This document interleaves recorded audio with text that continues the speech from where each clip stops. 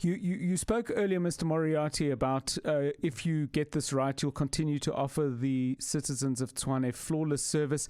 You would be well aware that there's some people who would feel that's a very generous description of what was delivered in Tshwane. If you get back into the position where you can run things, what do you recognize that you didn't do well enough that you would now try to fix? Well, I think that there were problems in terms of responsiveness when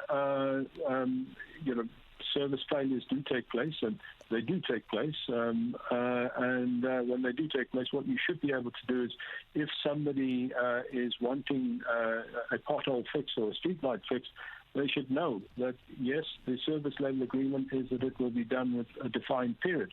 That wasn't happening. In some parts of the city, some regions were very responsive.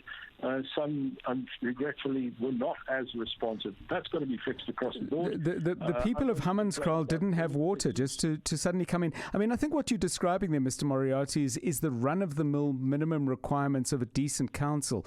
But there were more specific problems, for example, the water crisis in Hammanskraal. I mean, does the DA at all put its hand up and say, well, we could have done that better, and if so, how? Well, the difficulty there is that we were dependent on the National Ministry of Water Affairs to do things at a place called Rooibal, which they never did. What we did do was to implement alternative measures. We did fix certain pipe issues. I would say confidently about 75% of Hammanskraal had absolutely drinkable water. But it wasn't 100%, and that's where the failure lay. And we've got to be able to address that. And I'm not entirely sure what the progress is with the negotiations with Water Affairs, but I can find that out and come back to you and relay, where that is in the process.